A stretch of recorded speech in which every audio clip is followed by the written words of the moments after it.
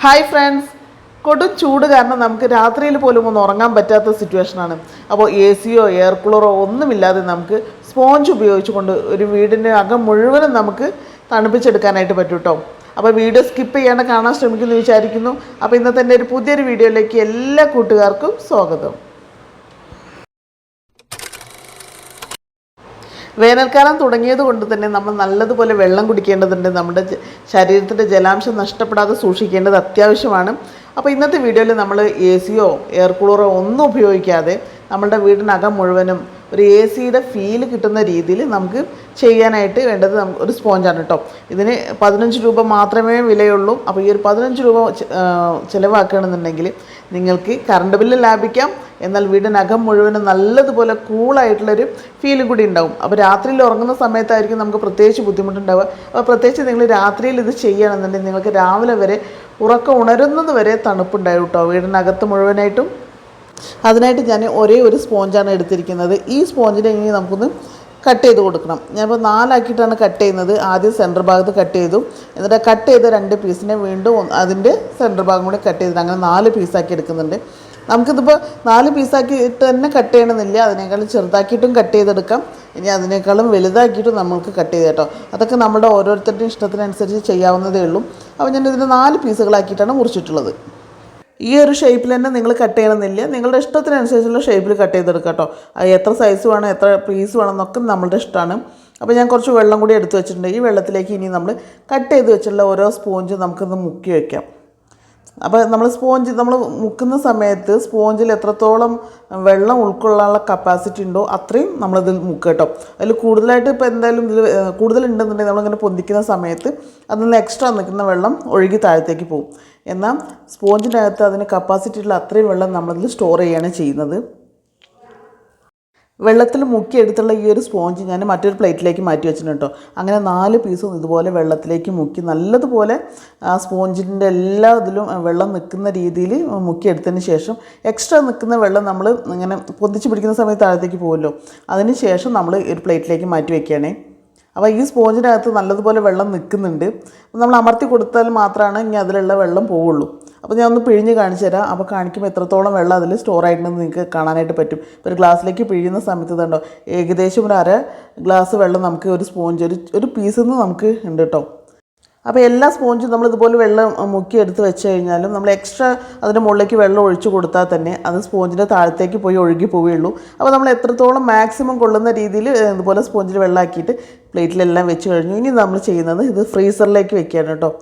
Extra നമ്മൾ വെള്ളം എത്ര ഒഴിച്ചു കൊടുത്താലും അത് എക്സ്ട്രാ വെള്ളം ഉണ്ടെങ്കിൽ അത് സ്പോഞ്ചിൻ്റെ താഴത്തേക്ക് പോകും. അപ്പോൾ ഞാൻ ഫ്രീസറിലേക്ക് വെച്ചിട്ടുണ്ട്.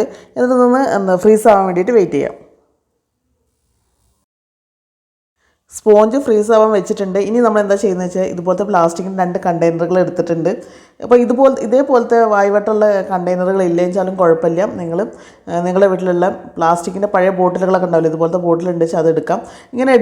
ഇങ്ങനത്തെ ചെറിയ ബോട്ടിലുകളാണ് എടുക്കുന്നതെന്നുണ്ടെങ്കിൽ നമ്മൾ കട്ട് ചെയ്തിട്ടില്ലേ, ആദ്യം നമ്മൾ കട്ട് ചെയ്തിട്ടുള്ള സ്പോഞ്ചിൻ്റെ സൈസിൽ വ്യത്യാസം വരുത്തിയാൽ മതി. ആ ബോട്ടിലിന് കണക്കാക്കിയിട്ട് കട്ട് ചെയ്തെടുക്കുക കേട്ടോ. അതൊക്കെ നമ്മുടെ ഇഷ്ടമാണെന്ന് ആദ്യം പറഞ്ഞു. അപ്പോൾ നമ്മൾ എടുക്കുന്ന പാത്രത്തിൻ്റെ സൈസിനനുസരിച്ച് നമുക്കിത് സ്പോഞ്ച് കട്ട് ചെയ്തെടുക്കാം. അങ്ങനെയാണ് കേട്ടോ ചെയ്യേണ്ടത്.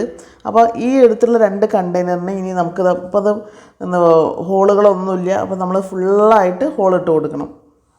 അപ്പോൾ ഏകദേശം താഴ്ഭാഗത്ത് വരെ നമുക്ക് ഹോളിട്ട് കൊടുക്കാം കേട്ടോ. അപ്പോൾ ഹോളിട്ട് കണ്ടോ, ഏറ്റവും താഴ്ഭാഗം വരെ നമുക്ക് ഒരു ചെറിയൊരു 1 ഇഞ്ച് സ്പേസ് അല്ലാത്ത ബാക്കി എല്ലാ ഭാഗത്തും ഞാൻ മുകളിലേക്ക് ഹോളിട്ട് കഴിഞ്ഞിട്ടുണ്ട്. അപ്പോൾ ആ 1 ഇഞ്ച് മാത്രമേ ഉള്ളൂ കേട്ടോ. 1 ഇഞ്ചോളം ഹൈറ്റിൽ ഞാൻ ഹോളിടാത്തേ ഉള്ളൂ.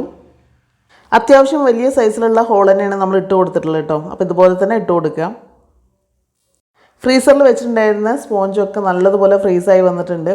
അപ്പോൾ നമ്മൾ സ്പോഞ്ചിൽ നിന്ന് എക്സ്ട്രാ നമ്മൾ ഒഴിച്ചിട്ടുള്ള വെള്ളമൊക്കെ താഴത്തേക്ക് പോയിട്ട് പ്ലേറ്റിലാണ് കേട്ടോ അത് ഐസായി നിൽക്കുന്നത്. അപ്പോൾ നമ്മൾ സ്പോഞ്ചിൻ്റെ കപ്പാസിറ്റി എത്ര ഉണ്ടോ അത്രയും കപ്പാസിറ്റിക്ക് അനുസരിച്ച് നിൽക്കുന്ന വെള്ളം ഇതിനകത്ത് നല്ലതുപോലെ ഐസായി മാറിയിട്ടുണ്ട്.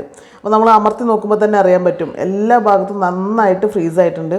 അപ്പോൾ അതിനൊക്കെ ആ കല്ല് പോലെ നിൽക്കാൻ കാരണം തന്നെ സ്പോഞ്ചിൽ ഫുള്ളായിട്ട് വെള്ളം ഉള്ളതുകൊണ്ടാണ്. അപ്പോൾ നമ്മൾ ഇത് വെച്ചിട്ട് ചെയ്യുന്ന സമയത്ത് ഇനിയിപ്പോൾ കുറച്ച് സമയം കഴിഞ്ഞാൽ ഐസൊക്കെ ഒന്ന് അലിഞ്ഞ് വെള്ളമായി കഴിഞ്ഞാൽ ഈ സ്പോഞ്ചിനകത്തു നിന്നുള്ള വെള്ളം പുറത്തേക്ക് പോവില്ല.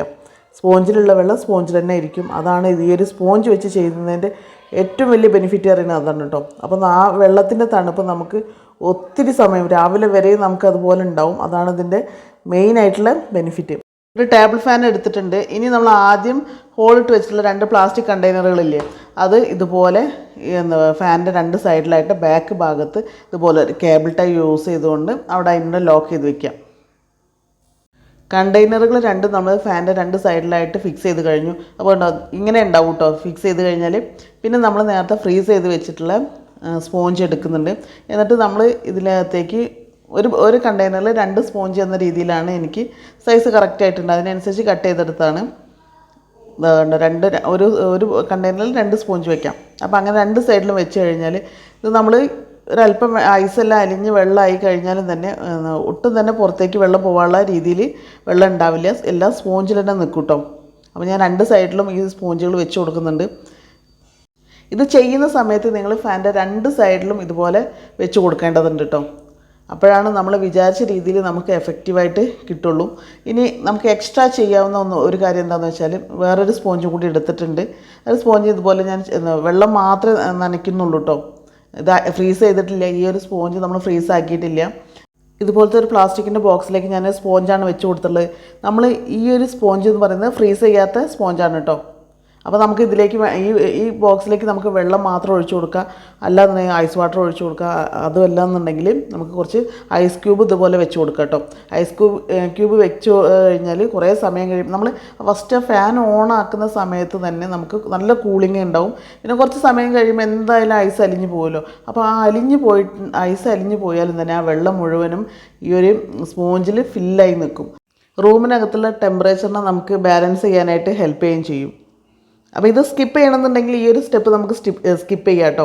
നമ്മൾ ഫാനിൻ്റെ ബാക്ക് ഭാഗത്ത് വെച്ചിട്ടുള്ള സ്പോഞ്ച് മാത്രം ഉപയോഗിച്ചാലും മതി. ഇത് ഞാൻ എക്സ്ട്രാ ഉള്ളത് കൊണ്ട് മാത്രം ഇത് ചെയ്തതാണ്. അപ്പോൾ ഇതുണ്ടെന്നുണ്ടെങ്കിൽ നമുക്ക് ഇനിയും കൂടുതൽ സമയം തണുപ്പ് നിലനിർത്താനായിട്ട് കൂടി പറ്റും. അപ്പോൾ വേണമെങ്കിൽ മാത്രം ഇത് ചെയ്താൽ മതി. ഇത് വേണമെങ്കിൽ നിങ്ങൾക്ക് സ്കിപ്പ് ചെയ്യാം കേട്ടോ. നമ്മളിപ്പോൾ ഈ ബോക്സിൽ വെച്ചുള്ള ഈ സ്പോഞ്ചും ഈ ഐസ് ക്യൂബൊക്കെ വേണമെങ്കിൽ സ്കിപ്പ് ചെയ്യാം. ഇത് ഉണ്ടെങ്കിൽ ഇനിയും ബെറ്റർ ആയിരിക്കും. ഈ ഐസ് വെച്ചുള്ള ഈ ഒരു ബോക്സ് എന്താ ചെയ്യാനായിട്ട് പോകുന്നത് വെച്ചാൽ നമ്മൾ ആദ്യം സെറ്റ് ചെയ്ത് വെച്ചിട്ടുള്ള ടേബിൾ ഫാനിൻ്റെ തൊട്ട് മുന്നിലായിട്ടാണ് വെക്കുന്നത്. ടേബിൾ ഫാൻ എവിടെ വെക്കുന്നത് അതിൻ്റെ തൊട്ട് അടുത്തായിട്ടാണ് വെക്കുന്നത്. അപ്പോൾ നമ്മൾ ഫാനിൻ്റെ കാറ്റും ഈ ഒരു ബോക്സിലേക്ക് വരുന്നതാണ്. അപ്പോൾ ഈ ഒരു ബോക്സ് ഒന്നും നല്ല തളുത്ത ഒരു ഫീല് നമുക്ക് കിട്ടുന്നതാണ്. പിന്നെ ഈ ഒരു ഫാൻ നമ്മൾ കറങ്ങിക്കൊണ്ടിരിക്കുന്ന സമയത്ത് തന്നെ നമ്മൾ ഈ ഒരു ബാക്കിൽ സെറ്റ് ചെയ്തിട്ടുള്ള ഈ ഒരു കണ്ടെയ്നറിന് ഐസിൻ്റെ ഒരു തണുത്ത കാറ്റ് നമ്മൾ ഈ ഫാനിലൂടെ പുറത്തേക്ക് വരികയും പിന്നെ പുറത്തേക്ക് വന്ന കാറ്റിൽ നിന്ന് നമ്മൾ ഫ്രണ്ടിലുള്ള ഈ ഐസ് ക്യൂബിൽ തട്ടിയിട്ട് വീണ്ടും ഒന്നും കൂടി ആ എയറിനെ ഒന്നും കൂടി കൂളാക്കി മാറ്റുന്നതാണ് കേട്ടോ. ഫാനിൽ നമ്മൾ ഇതുപോലെ ചെയ്തുകൊണ്ട് തന്നെ ഫാൻ റൊട്ടേറ്റ് ചെയ്യാനൊന്നും ഒരു ബുദ്ധിമുട്ടും ഇല്ല. പിന്നെ നമ്മളിപ്പോൾ ഈ ഐസ് ഈ ഒരു സ്പോഞ്ചിന് മുകളിലാണ് വെച്ചിട്ടുള്ളത്. അപ്പോൾ അലിഞ്ഞിട്ട് ഈ സ്പോഞ്ചിനകത്തേക്ക് ഔട്ടായി എല്ലാ വെള്ളവും ഫില്ലായി പോവുക. ഈ സ്പോഞ്ചിലുള്ള തണുപ്പിനെ ഫാന് വലിച്ചെടുക്കുന്ന സമയത്ത് നമ്മൾ കൈ വെച്ച് നോക്കുമ്പോൾ തന്നെ അറിയാം കേട്ടോ. നമുക്കൊരു എയർ കൂളറിൽ അല്ലെങ്കിൽ AC-ൻ്റെ ആ ഭാഗത്ത് നിന്ന് വരുന്ന അതേ ഒരു തണുത്ത ഫീലാണുള്ളത് കേട്ടോ.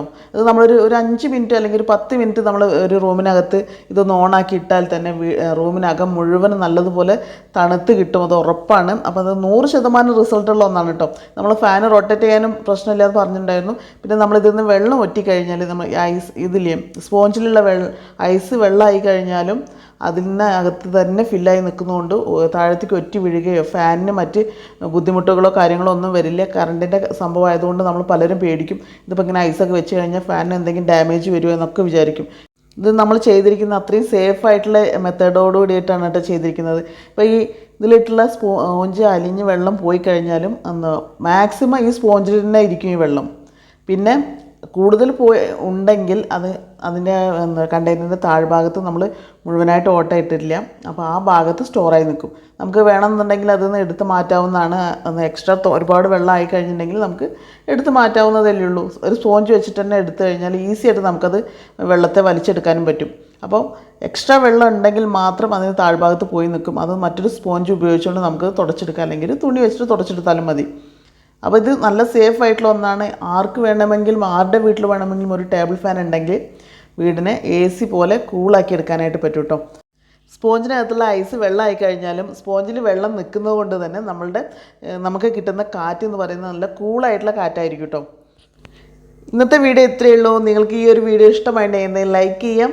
ഇത് യൂസ്ഫുൾ ആണ് തോന്നുകയാണെന്നുണ്ടെങ്കിൽ നിങ്ങളുടെ ഫ്രണ്ട്സ് ആൻഡ് ഫാമിലിക്ക് ഒന്ന് ഷെയറും കൂടി ചെയ്ത് കൊടുക്കുക കേട്ടോ. അപ്പോൾ സബ്സ്ക്രൈബ് ചെയ്ത് കാണുന്ന കൂട്ടുകാരുണ്ടെങ്കിൽ ഒന്ന് സബ്സ്ക്രൈബ് ചെയ്ത് സപ്പോർട്ടും കൂടി ചെയ്യണേ. മറ്റൊരു നല്ലൊരു വീഡിയോ ആയിട്ട് നമുക്ക് വീണ്ടും കാണാം.